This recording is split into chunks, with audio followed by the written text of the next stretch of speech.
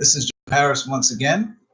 I'm back to talk about how to overcome drug addiction.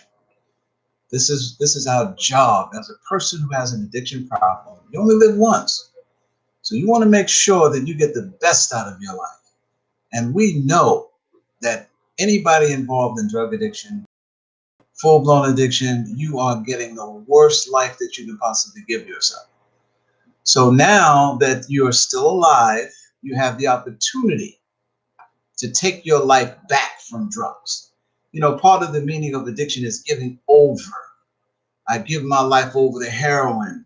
You want my health, you want my freedom, you want my kids, I will die for you. I give my life over to crack, benzos, alcohol, cigarettes.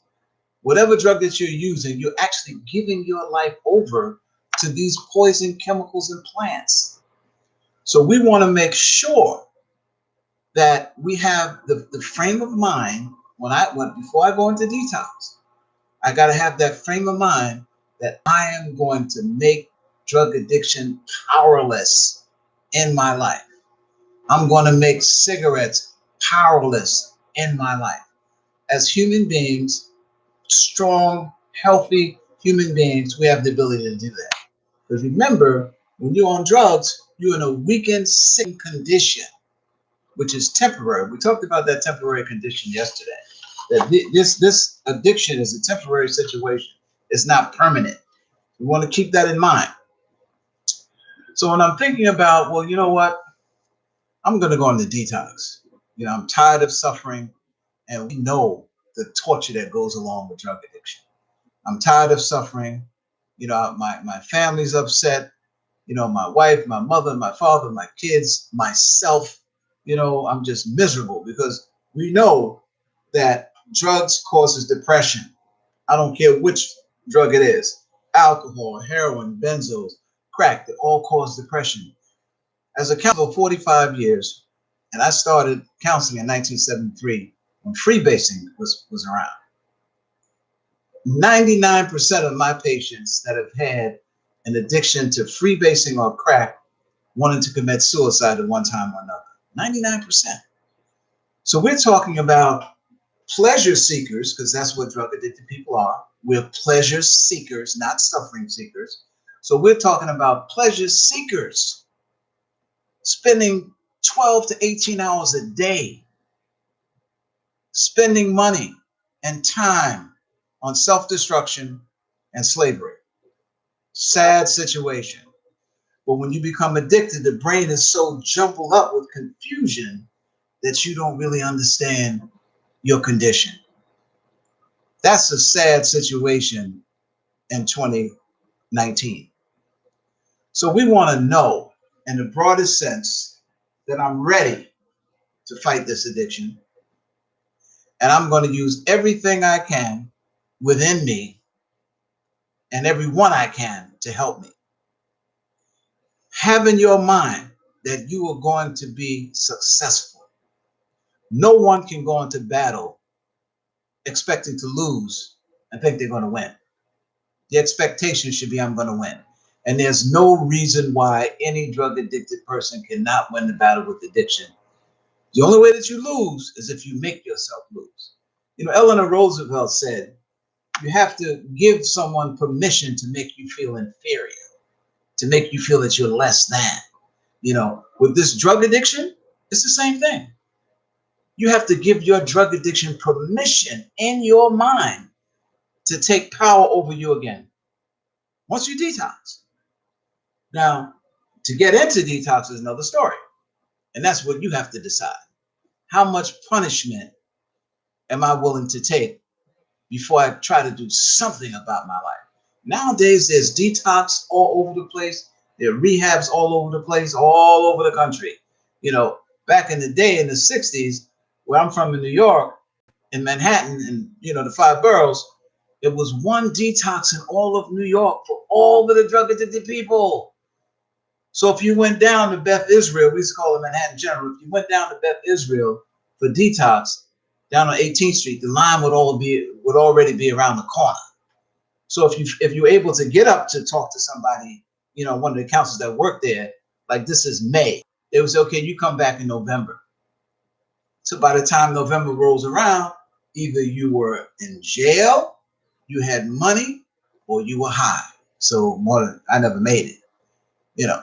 So the thing is, we have all of these opportunities nowadays for people to get help. And this is your life. No one can do more for you with recovery than you. People can give you advice, they can help you, but you have to be the one to do that job. And one of the things that's going to help you do it is when you understand the reality of your condition. Drug addiction is torture, slavery, no control, just functioning with no real point of purpose. Sometimes I ran a group, a men's group. I used to do a men's group every week at Good Samaritan Hospital. And sometimes I would talk about the meaning of insanity. And when you look in the dictionary at the meaning of insanity, it fits the drug addicted person to the letter. Out of control, foolish, stupid behavior. I mean, just everything related to insanity. So here we are, intelligent, strong, and no drug addicted person can convince me that drug addicted people are stupid and foolish and weak. Only when you're under the authority of the drug is when you're that way, in that condition. So before I go into detox, I want to prepare my mind. I'm going into detox because I do not want to suffer from drugs. Now, there's a difference between having the desire to have the feeling of the high and not wanting to live the lifestyle. And you can't, if you're using drugs, you're going to have to live that lifestyle. You have to live the results of the lifestyle. So when a person goes into treatment and I'm tired of using drugs, I don't want to use anymore, it doesn't mean that you're not going to crave. Craving is a symptom of addiction. If I'm addicted to heroin, I'm supposed to crave. If I'm addicted to alcohol, I'm supposed to crave. If I have a cigarette addiction, I'm supposed to crave cigarettes. That's normal for any addiction. The question is, what am I going to do about it? Am I going to submit to the craving, or am I going to fight for my life? One of the things that we have to do in early recovery is keep our mind on challenge. We want to challenge our addiction. Part of challenge means calling into a duel. It also means demand for identification. So when I go into detox and craving starts, I want to call my addiction into a duel. Come on, let's fight for my life. Come on, let's whatever you want to do. You want to give me frustration. You want to give me some withdrawal symptoms. Whatever you got, I'm willing to go through it because I know it's going to stop. This is not going to continue for, a month, 2 years, a year. It's going to stop. So whatever you want to do, I'm willing to accept it. Give it to me now. Frustration, guilt, shame, whatever, I'll take it right now. That has to be the mindset. We're born warriors. Humans are daring, we're conquerors, and we're warriors. So we want to know that I have that ability. Drug addiction doesn't take away my natural abilities. That's one of my natural abilities. We also have the ability to withstand danger, fear, or difficulty. That's in our genes. And so many times I hear the drug addicted person say, well, it's so hard. It's too hard. Well, that's all it means, is that it's hard because you have in your genes the ability to deal with difficulty. But if you don't know it and you don't understand it, you're not going to try. So the tougher it gets in your recovery, the tougher you have to get. And drug addicted people have tenacity, tough, hard to break, strong. Think about some of the people that you know who never used drugs that would be able to withstand the torture that you've been through. One of the problems that we have in drug addiction is suicide. The studies show, just with alcohol, 73% of attempted suicides in the United States is related to alcohol, and 37% of actual suicides is related to alcohol. This is a study I saw a while ago. So when you think about it, here I am, unwilling to take my life out of a condition that's going to make me want to kill myself. Think about that for a minute.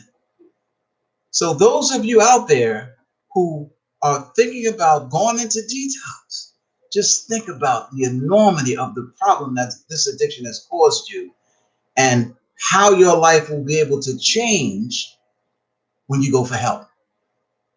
I've seen people come into detox vomiting, sweats, chills, body aches, curl up in a knot, can't eat, can't sleep. The nurse give them medication and they throw it up.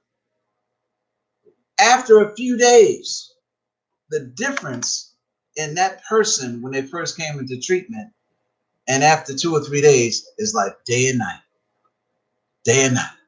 Because like I mentioned to you guys yesterday, every second, every minute, every hour, you're getting stronger mentally, physically, and spiritually. I've had guys come into detox in that condition and stay for rehab. We used to take the patients outside.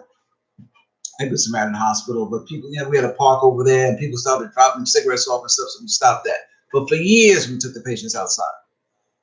The same guy that was not wrapped up in a ball, in a knot, after about 10 days in detox and rehab, we go outside, the guy's doing push-ups, they're running. We had an area where they could run, where the patients could run. They'd run for the whole hour. So when you go into detox and rehab from that first day, so after you be there for a while, you're going to be 10 times as strong as you were before you came into detox. When you went into the emergency room and asked for help and that weakened condition, after about 10 days of sobriety, you'll be 10 times as strong. However, if you still have that thinking in your mind that the addiction has the authority over you, because he's going to send you craving, he's going to send you thoughts, he's going to send you feelings. In early recovery, there's mood swings, frustration for no reason, irritability for no reason, anger, all of those things are going to be there. So you have to prepare your mind that whenever you get a trigger and craving strikes, you're going to challenge it, call it into a duel. Now, when you go into detox, you're going to have blood work done. You're going to have EKG. You're going to have x-ray. You're going to get a whole physical, total physical. So anything that's wrong because of that damage that the drugs have done, and we're going to talk about some of that damage, not in this session, but another one, we're going to talk about the damages that these drugs do to the heart, to the liver, to the brain, to the kidneys, to the pancreas, to the stomach. I mean, so many problems, serious, deadly illnesses that come from drug abuse. And that's where self-destruction comes in. Killing myself with a smile on my face, working 12 to 18 hours a day as a slave to take the money and give it to the drug dealer. He's really pimping. That's what he is. You're the drug dealer's whore. You go out there, steal, rob, burglarize, steal from your family, and then take that money and give it to the drug dealer. What kind of situation is that to go back to once you detox and go into rehab or outpatient? Either one, because once you stop using, you're in control. So when you go into the hospital, you're going to get a complete physical. You're going to get a counselor who's going to give you individual counseling. You're going to sit in groups. We even encourage patients while in detox, go to group. Don't just sit around and lay in your bed and internalize your pain. Because when you go into detox, you just say, I don't want to go to group. You just laying in bed thinking about how bad you feel, internalizing that pain, not looking for solutions, just internalizing how bad I feel. And with that internalized focus, it's going to make me want to get out of there. That's what that does. If I'm sitting in a group where people are talking about different things related to addiction and how to deal with those problems that come up, that's how that mind starts to be reactivated again, where my intelligence can be used. Because remember, when I'm on drugs, when my brain is drugged, I'm functioning on a level of an animal. I can't use my intelligence. Animals function on feeling and instinct. Humans function on intelligence and facts. So when I'm out there using every day, I really can't focus on how to use my intelligence in a healthy way. So now when I become detox and my brain is cleared up, I regain consciousness. Because when you're on drugs, you're in a semi-conscious state. You're not really consuming life like people that don't use. So when I come off the drug, slowly my consciousness comes back. Part of consciousness means I'm aware of what I'm thinking, I'm aware of what I'm feeling, I'm aware of what I'm doing, and I'm aware of what I want to do. I believe that anyone who's addicted to drugs, I might not say all, I would say about 98% of the people that are addicted to drugs don't want the lifestyle. They want the high, but they don't want the lifestyle because it's too torturous. So when I come into detox, my mind is focused on leaving this life behind. And believe me, there's a difference between that drug brain and that sober brain. And a lot of times in early recovery, we start allowing that addictive thinking brain to come in and try and, convince us that it's okay. You cannot find any pleasure in relapse. There's absolutely no pleasure in relapse. Sometimes the person will say, well, it did help me a little bit. When I was depressed, my wife left, I was sober for 2 years. It did help me a little bit. And not looking at how the drugs took you to the condition that you're in detox. So if it helped me, what am I doing in detox? If it helped me, what am I doing in jail? What am I doing in the hospital, shot or cut? If it helped me. So what we want to do is we always want to think about what the end result is going to be when we make a decision about drugs, drug usage. What is the end result going to be if I put this poison into my body? I mentioned yesterday, when you become addicted to drugs, it becomes a poison to you.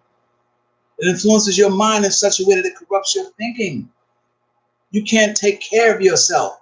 You can't take care of a family. A lot of guys are married. A lot of women got children, men, children, children are taken away, and that's that part of that slavery thing, like back in the day in slavery time in this country, a slave master would come in and say, give me that child, and that child. No, shut up.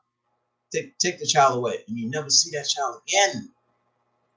In drug addiction, when you become addicted to drugs and the CPS, that's what it's called in New York, Child Protective Services, finds out that you're on drugs and come in and take your kids, you may never get them back again. Same thing. So we want to know, man, everything that we love, everything that's important to us is going to be taken away in the long run if we continue to use drugs. So when I go into detox, my mind is already prepared. This is it.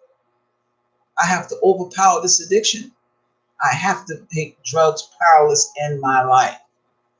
So when you go into detox, you're going to get the physical exam. Doctor's going to give you medication. If you're on heroin, more than likely, he's going to give you methadone or Suboxone. One of the two, methadone or Suboxone. And he's going to detox you slowly. So people who've never been into detox don't have any fear. I can't tell you how to feel, but you should not be concerned about withdrawal symptoms. Because when I go into the hospital, I'm going to get some medication to help me out. The damage that has been done is so severe that you're going to have to feel something. But the question is it better for me to feel the detoxification process or to go back out there and deal with that pain that's waiting for me if I go back? What is better? Because remember, all of these withdrawal symptoms are going to stop as long as you don't feed your addiction again with the drug. So if I'm in a hospital detox from heroin 4 or 5 days, going to rehab, maybe 20 days, 21 days, 28 days. Down here in Florida, it's probably 28 days. But most of the programs in Florida, 28 days. I go into rehab. When I get in there, I'm getting stronger. I'm getting healthier, but I'm going to go through some changes.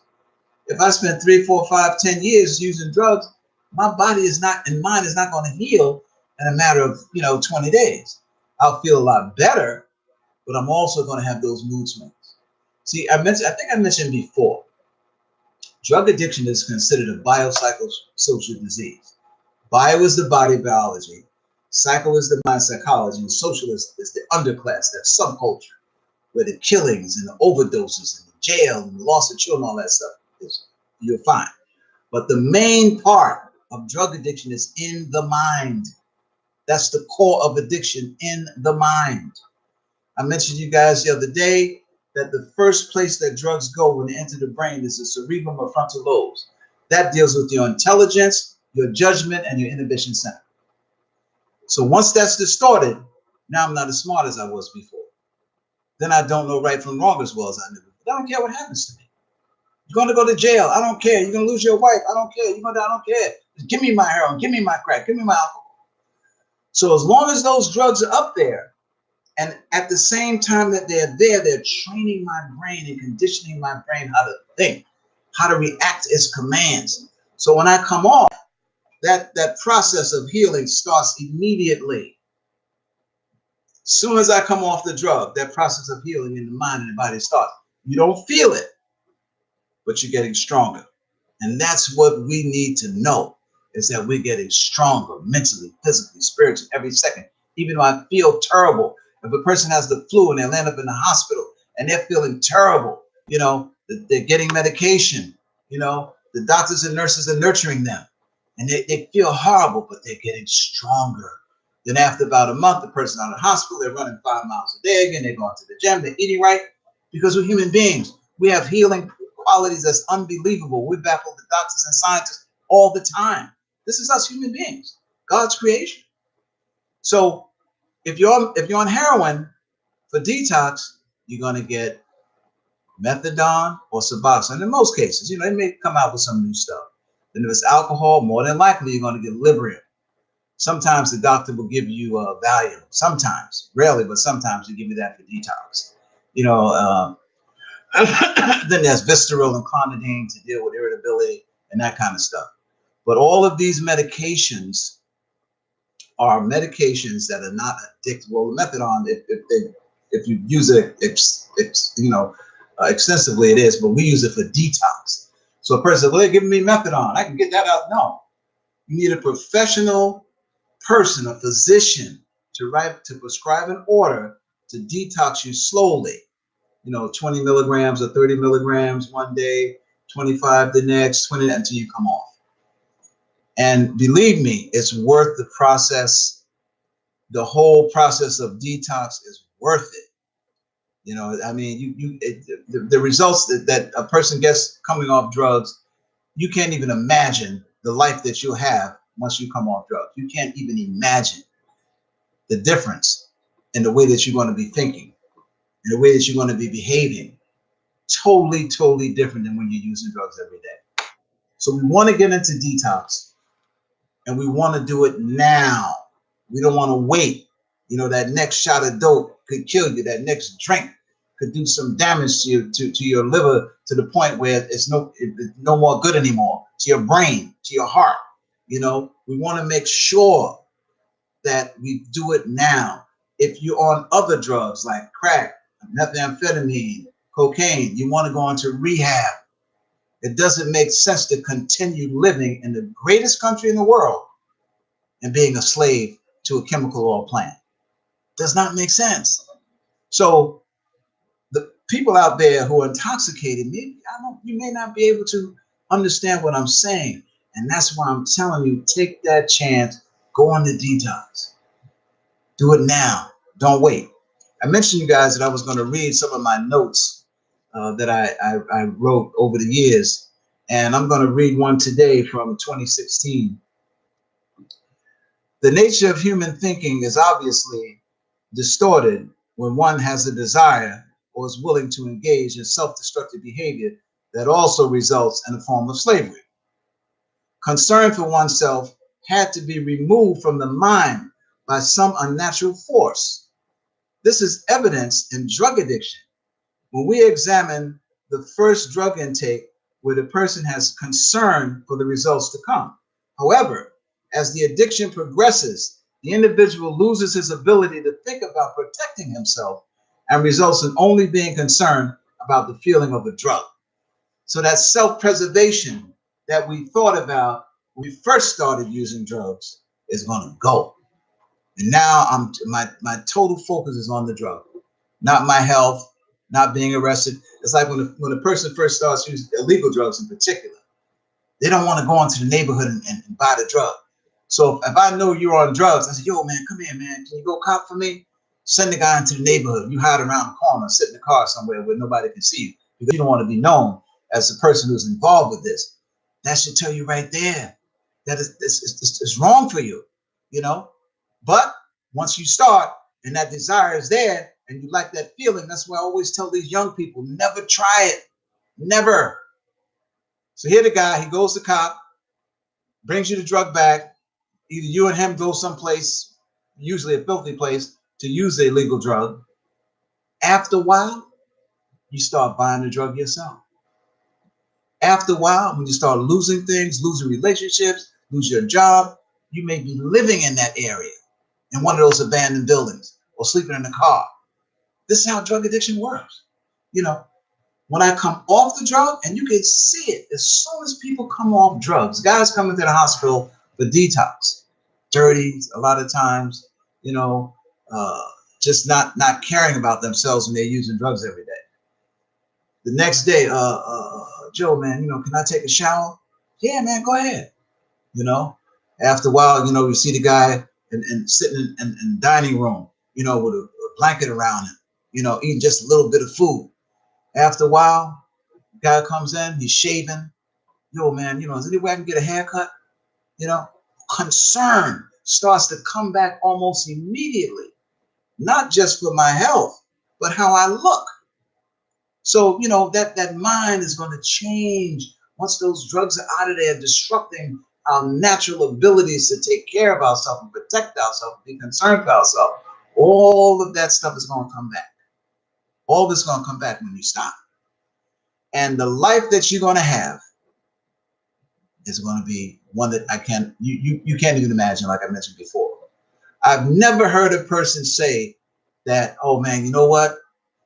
I'm sorry I didn't relapse after about 2 years, 3 years, 5 years, 10 years of being sober, you know. Or I've never heard a person say who relapsed, oh man, I'm so glad I relapsed, man. I'm so glad I relapsed. I'm happy. Never. And you never will, because it's torture. But you as a human being have the ability to make drug addiction powerless in your life. And to begin that process, you're going to have to go into detox. Nothing to be afraid of. You're going to get the best of care. These people who work in the field of drug addiction, I would say 95% of the people that work in drug addiction are working in that field because they care about the drug addicted population. And a lot of people that work in the field, nurses, doctors, counselors, either have a history of, well, nurses and doctors usually don't have a history. Some of them do, but usually don't have a history of drug addiction. But family members, you know, close friends, extended family members. So we work in the field because we want to help, not there to punish you. And the people that think they're going to get a job in the field of chemical dependency and look down on people and treat people bad, they don't last long. So when you go into the hospital, you need to know I'm going into a hospital detox where people are concerned for my health, for my well-being, and they will take care of you. But you got to make that move. So once you make that move, you're going to be in a very good place, and you have your life will have a chance to grow. Because remember, drug addiction is all a part of growth and development. You know, I had this experience when I was 5 years old. I had this experience when I was 12. I had this experience in drug addiction now. And now I learned about drug addiction is not for me. So I'm ready for my next level in life. And it's waiting for you. So we're going to talk about more related to detox, rehab, and how to beat it as we go on. And remember, my book, Drug Addiction and the Most Powerful Enemy Against It, A Recovering Sober Mind. You can't, I'm sorry, I had it upside down. Sorry about that. Drug Addiction and the Most Powerful Enemy Against It, A Recovering Sober Mind. And you can get it at jharris.westwoodbooks with an S, publishing.com. jharris.westwoodbookspublishing.com. You can also get it at Barnes & Noble and and Amazon.com. All right. So we will be talking again soon, and we're going to keep talking about how to beat this fella. But the first stage is to go into detox. It's waiting for you so you can begin to change your life and be a happy camper once again. Talk to you soon. God bless.